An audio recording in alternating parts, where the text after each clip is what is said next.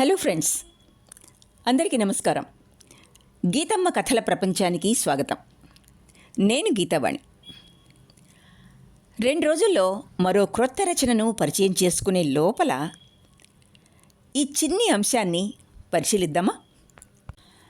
Telugu వారపత్రికల booklets అంటే వారం వారం వచ్చే చిన్న పుస్తకాలు, వాటిల్లో ఇతర అంశాలతో పాటు మాటల పజిల్, అదే పదబంధ ప్రహేళిక అంటారు చూడండి, మరియు సుడోకు ఇలాంటివి చేయటం నాకు అలవాటు.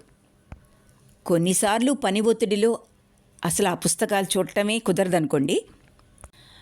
అమ్మ వ్రాసిన మాటల పజిల్లో మిగిలిన వాటిని పూర్తి చేయడం నాకు అలవాటు. తెలుగు పదాలతో కొద్దిగా అనుబంధం ఉంది గనుక అవి దాదాపుగా పూర్తి చేయగలుగుతాను. అలా ఒక పుస్తకాన్ని చూస్తూ ఉండగా ఈ చిన్ని అంశం ఆకర్షణీయమైన పింక్ రంగులో పూలు పూలుగా ఉండి నన్ను దగ్గరికి పిలిచింది. అందులోని విషయం అందరికీ తెలిసిందే, కానీ పదే పదే గుర్తు చేసుకోవలసిన, జీవితంలో అత్యంత ప్రాముఖ్యత గల విషయంగా భావించి మీ ముందుకు తీసుకొస్తున్నా. చక్కగా విని ఆనందిస్తారుగా, ఆదరిస్తారుగా. పోల్చుకోవడం, కంపారిజన్ వద్దే వద్దు.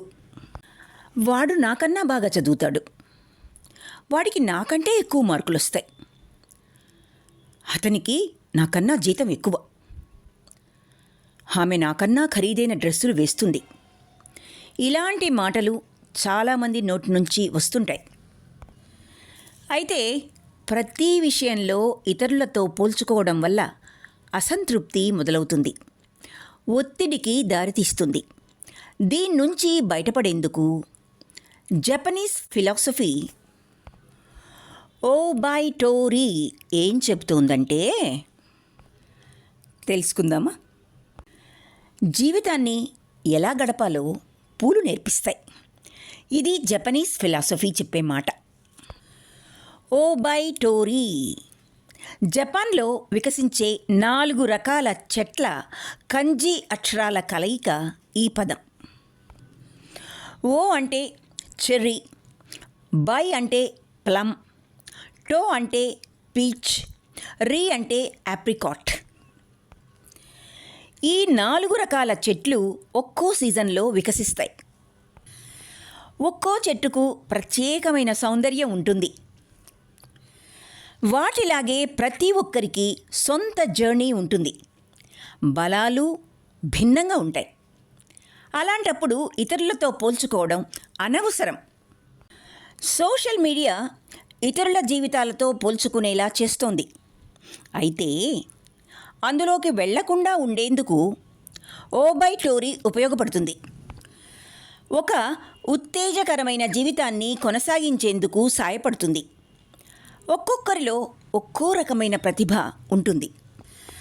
దాన్ని అభినందించడాన్ని ఓబైటోరీ ప్రోత్సహిస్తుంది. ఒక్కో చెట్టు ఒక్కో ప్రత్యేకతను కలిగి ఉంటుంది. వాటి పూలు, పండ్లను ఇతర చెట్లతో పోల్చలేం. ఒక్కో పువ్వు ఒక్కో రకమైన రంగు, వాసన కలిగి ఉన్నట్లుగా ప్రతి ఒక్కరూ భిన్నంగా ఉంటారు. ఒక్కొక్కరిలో ఒక్కో రకమైన టాలెంట్ ఉంటుంది. ఒక్కొక్కరు ఒక్కో మార్గాన్ని అనుసరిస్తారు. లక్ష్యాలు కూడా వేరుగా ఉంటాయి.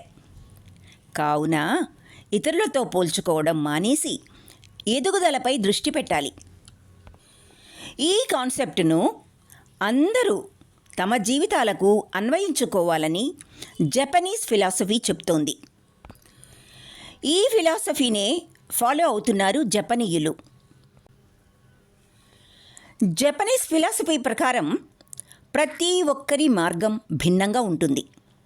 మనస్తత్వాలు, అనుభవాలు, ఎంపికలు, విజయాలు ఇలా అన్నీ ఒక్కొక్కరిలో ఒక్కో రకంగా ఉంటాయి. ఒకే జన్యుక్రమం కలిగిన తోబుట్టువులు ఒకే ఇంట్లో, ఒకే వాతావరణంలో పెరిగినప్పటికీ భిన్నంగా ప్రవర్తిస్తారు కదా. అలాంటప్పుడు ఇతరులతో పోల్చుకోవడం ఎంతవరకు కరెక్ట్? వర్తమానంలో ఉండడం వల్ల మీ ప్రయాణం ఎంతో సంతృప్తినిస్తుంది. ఇతరులతో పోల్చుకోవడంపై దృష్టి పెట్టడం కన్నా వ్యక్తిగత ఎదుగుదలపై, వ్యక్తిగత గ్రోత్పై ఫోకస్ చేయడం ఎంతో మంచిది. ఇతరుల విజయాలతో మీ విజయాలను పోల్చుకోవడానికి బదులుగా మీ ఆకాంక్షలకు తగినట్టుగా లక్ష్యాలను నిర్దేశించుకోవాలి. నిరంతరం మెరుగుపరుచుకునేందుకు కృషి చేయాలి. ఇతరులతో పోల్చుకోవడాన్ని ఆపడం మాత్రమే కాదు, మీ ప్రత్యేకత ఏమిటో తెలుసుకునే ప్రయత్నం చేయాలి. చేసిన తప్పులకు కృంగిపోతూ శిక్షించుకుంటూ ఉండడం సరికాదు. సామర్థ్యాలను తెలుసుకుని ముందుకెళ్ళాలి.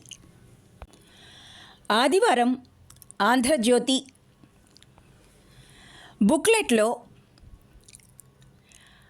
5 అక్టోబర్ 2025 నాటిది ఈ చక్కటి